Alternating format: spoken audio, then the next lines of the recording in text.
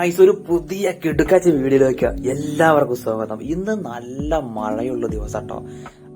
ഇപ്പൊ വാർത്തയിലുണ്ടായിരുന്നല്ലോ 2-3 ദിവസം നീണ്ടു നിൽക്കുന്ന ന്യൂനമർദ്ദം എന്നൊക്കെ പറയുന്നുണ്ട്. അത് ഡബിൾ ന്യൂനമർദ്ദം ഒക്കെ എന്ന് പറയുന്ന സമയമാണ്. അപ്പൊ എന്തായാലും നമുക്ക് ഒരിടം വരെ പോകണം. ആദ്യം ധനേഷ് മച്ചാൻ ഒന്ന് പിക്ക് ചെയ്യേണ്ടതുണ്ട്. അപ്പൊ ഇത് ഞങ്ങളെ പാടട്ടോ, നമ്മളെ പാടത്തുള്ള മലപ്പുറം ജില്ലയിലുള്ള തിരൂരിനടുത്തുള്ള ഒരു പാടമാണ്. ആ പാടത്ത് ഒരുപാട് ഈ മഴ സമയമായപ്പോൾ തന്നെ ഒരുപാട് കുട്ടികൾ ഇറങ്ങിയിട്ടുണ്ട് മീൻ പിടിക്കാനായിട്ടും. പക്ഷെ കുറെ അധികം ആളുകൾ മടി പിടിച്ചിരിക്കുന്നുണ്ട് കേട്ടോ. ഒരുപാട് ആളുകൾ നമ്മൾ ഈ എന്താ പറയാ, മഴ പെയ്ത് ചടച്ചിരിക്കുന്ന സമയമില്ലേ, അതേപോലെയാണ് എല്ലാവരും. ഒരാളെയും പുറത്തേക്ക് അങ്ങനെ ഇനി കാണില്ല. ഹെവി സ്ട്രോങ് മഴ പെയ്യുന്നൊരു സമയമാണ്. അപ്പൊ ഇപ്പൊ ഏകദേശം മഴ ആറിയിട്ടുണ്ട് കേട്ടോ. അപ്പൊ ഇനി ധനേഷ് മച്ചാൻ ഒന്ന് പിക്ക് ചെയ്യണം. എന്നിട്ട് നേരെ നമ്മൾ തിരുനാവായയിലേക്കാണ് പോകുന്നത്. തിരുനാവായ കുറച്ച് കാരണം സംഗതികളുണ്ട്. ഓക്കെ, ധനേഷ് മച്ചാനെ പിക്ക് ചെയ്തിട്ട് ഞാനതാ ഞങ്ങൾ യാത്ര ചെയ്തുകൊണ്ടിരിക്കുന്നു. ഇത് തിരുനാവായ എത്തുന്നതിന് മുന്നേ ഉള്ള ഓവർ ബ്രിഡ്ജാണ് ഇത്. ഇത് കണ്ടോ, റെയിൽവേ സ്റ്റേഷൻ. ഇതാണ് തിരുനാവായ റെയിൽവേ സ്റ്റേഷൻ കേട്ടോ. പുതിയ വന്ന ബ്രിഡ്ജാണ്. പുതിയതെന്ന് പറയുമ്പോ കുറച്ചധികം സമയമായി. പിള്ളേരൊക്കെ നല്ല ഹാപ്പിയിലാണ് മഴയത്ത്. ഇതേപോലെ ഞങ്ങളൊക്കെ ചെറുപ്പകാലത്ത് ഫുള്ള് എല്ലാവരും ഒരു ടീം ഗ്യാങ് മൊത്തം ഉണ്ടാവും. അങ്ങനെ ആഘോഷിച്ചിരുന്ന ഒരു സമയമാണ്. ഞാൻ പറഞ്ഞത് കാലയളവിനെ കുറിച്ചാണ്. ഇപ്പൊ അത് പൊതുവെ കുട്ടികളൊക്കെ പുറത്തിറങ്ങുന്നത് കുറവാണ് എന്ന് പറയുന്നതിനേക്കാളും നല്ലത് കുട്ടികളെ പുറത്ത് രക്ഷിതാക്കൾ വിടുന്നത് കുറവാണ് എന്ന് പറയുന്നതായിരിക്കും ശരി. ഈ ഡോഡ് കണ്ടോ, കുറേ കാലങ്ങളായി പാലൊക്കെ ഉണ്ടാക്കിയിട്ട് പാലത്തിന്റെ ഡബിൾ ക്യാഷ് കിട്ടിയിട്ടുണ്ടാവും. എന്നാലും റോഡ് നിർത്തൂല. ഈ റോഡൊക്കെ ഇപ്പൊ ശരിയാക്കിയിട്ടുള്ളൂ.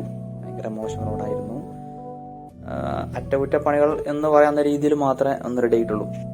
അങ്ങനെ നമ്മൾ തിരുനാവായിലെത്തി ഗൈസ്. അപ്പോഴാണ് ബാക്കിൽ 2 മച്ചാമാരെ കണ്ടത്. കണ്ട 3 ആളുണ്ടല്ലേ. നല്ല വൈബാണ്. നമ്മൾ ആ പാലം കേറിയ മുതൽ നമ്മളെ ഫോളോ ചെയ്യുന്നുണ്ടായിരുന്നിട്ടാ. ഈ ക്യാമറ കണ്ടിട്ടായിരിക്കണം, അല്ലാതെ നമ്മളൊന്നും കാണാൻ വഴിയില്ലല്ലോ. അങ്ങനെ നമ്മൾ തിരുനാവായ ജംഗ്ഷനിൽ എത്തിയിട്ടുണ്ട്. ഈ ഒരു ലൊക്കേഷൻ, നമ്മൾ പോകുന്ന ലൊക്കേഷൻ അതിമനോഹരം എന്ന് പറയട്ടെ, അടിപൊളിയാണ്. തിരുനാവായിൽ നിന്ന് നമ്മൾ തിരൂർ റോഡിലേക്ക് തിരിയണം. തിരൂര് റോഡിലേക്ക് വലതുവശത്തേക്ക് തിരിയണം.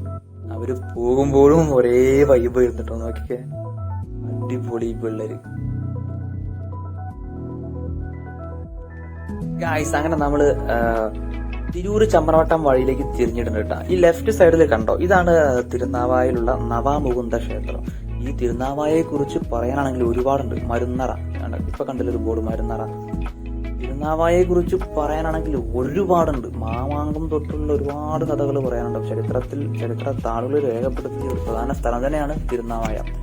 നവാമുകുന്ദ ക്ഷേത്രത്തെ കുറിച്ച് പറയുകയാണെങ്കിൽ ഇപ്പൊ നമ്മളെ സ്പോട്ടിൽ എത്തിയിട്ടോ. നോക്കിക്കേ, കുറച്ചധികം വണ്ടികൾ എത്തിയിട്ടുണ്ട്. അത്യാവശ്യം നല്ല മഴ പെയ്ത് തോർന്ന സമയം മഴ പെയ്യുന്നുണ്ട്.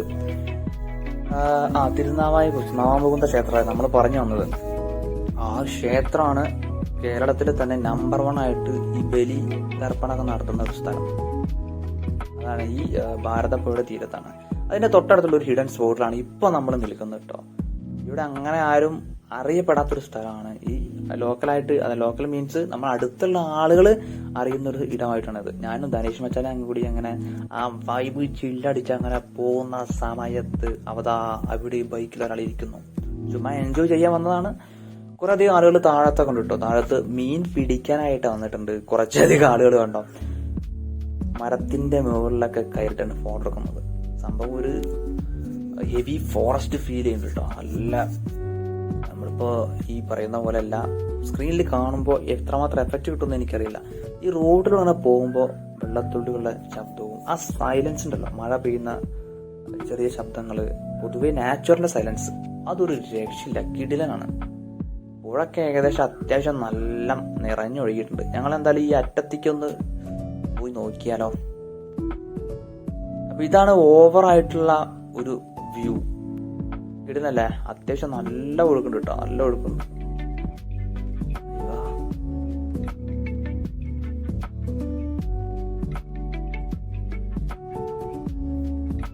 ശരിക്കും പറഞ്ഞാൽ നമ്മുടെ പ്രകൃതി എത്ര മനോഹരമായിട്ടാണല്ലേ.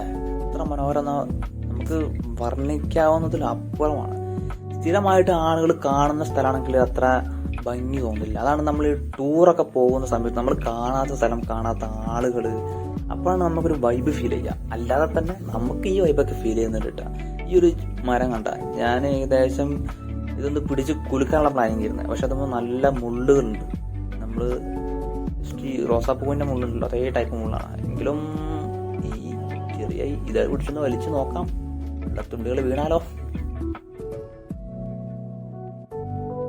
ആരും തന്നെ ഇല്ല ഇവിടെ. ഈ മൂലക്കലാണെങ്കിൽ വേറൊരു പ്രത്യേകതയുണ്ട്. ഇവിടെ ഈ നൈറ്റിലെ ആളുകൾ മദ്യപിക്കാൻ വരുന്ന സ്ഥലമാണെന്ന് നമുക്കറിയാം. പിന്നെ കുറച്ചധികം ആളുകൾ ഈ ബിയർ ബോട്ടിലൊക്കെ മദ്യപിച്ച് കഴിഞ്ഞിട്ട് ബിയർ ബോട്ടിൽ അവിടെ തന്നെ ഇട്ടു പോവുക. കുറച്ച് മാറ്റിയിടാനോ എന്തെങ്കിലും സംവിധാനം ചെയ്യാനുള്ള എല്ലാവർക്കും പറ്റും, പക്ഷെ ആരും അത് ശ്രമിക്കാത്തതാണ്. അങ്ങനെ ഞങ്ങൾ ഒരുപാട് സമയം സ്പെൻഡ് ചെയ്തിട്ട് നമുക്ക് തിരിച്ചു പോകാനുള്ള സമയമായിരിക്കുന്നു. അതിനുശേഷം കീബോർഡ് ഞങ്ങൾ ആദ്യം നടക്കാനുള്ള പ്ലാനിങ് ആണ് കേട്ടോ. ഇവിടെ വേറൊരു കടവ് കൂടെ ഉണ്ട്. ആ കടവിലാണ് കുറച്ചധികം മീൻപിടുത്തക്കാരുണ്ട്. അപ്പോ നടക്കാനുള്ള പ്ലാനിങ് ആയിരുന്നു.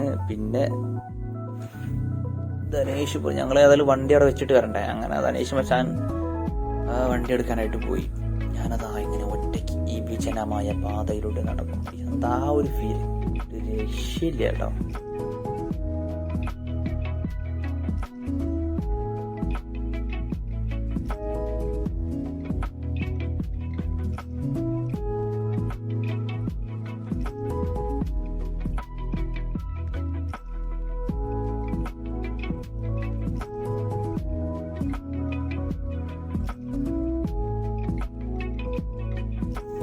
ഈ ടേണിങ്ങിൽ തന്നെയാണ് ഈ ഒരു സ്ഥലം. ഇവിടെ ലോറിയൊക്കെ ഇറങ്ങുന്ന സ്ഥലം കേട്ടോ. എന്ന് ഞാൻ പറയുമ്പോ പുഴയുടെ തീരത്തേക്ക് എന്തിനും ലോറി ഇറങ്ങണം എന്ന് നിങ്ങൾ ചിന്തിക്കണം. അതൊന്നും നമ്മളിവിടെ പറയുന്നില്ല. അങ്ങനെ കുറച്ചു ദൂരം മുന്നോട്ട് പോയി കഴിഞ്ഞാൽ ഇവിടെ കുറെ അധികം ആളുകൾ മീൻ പിടിക്കുന്നതായിട്ട് കാണട്ടോ. ഇവരൊക്കെ ഒരുപാട് സമയമായിട്ട് വന്ന ആളുകളാണ്. നമ്മളൊക്കെ വന്നിട്ട് കുറച്ച് സമയമായിട്ടുള്ളൂ. ഏകദേശം 1 മണിക്കൂറൊക്കെ ആയിട്ടുള്ളൂ നമ്മൾ വന്നിട്ട്. ആ ബാസ്ക്കറ്റിലൊക്കെ മീൻ കുടുങ്ങിയിട്ടുണ്ട്, അത്യാവശ്യം മീനുണ്ട്. അപ്പൊ എന്തായാലും നമുക്ക് നെക്സ്റ്റ് വീഡിയോയില് കാണാം.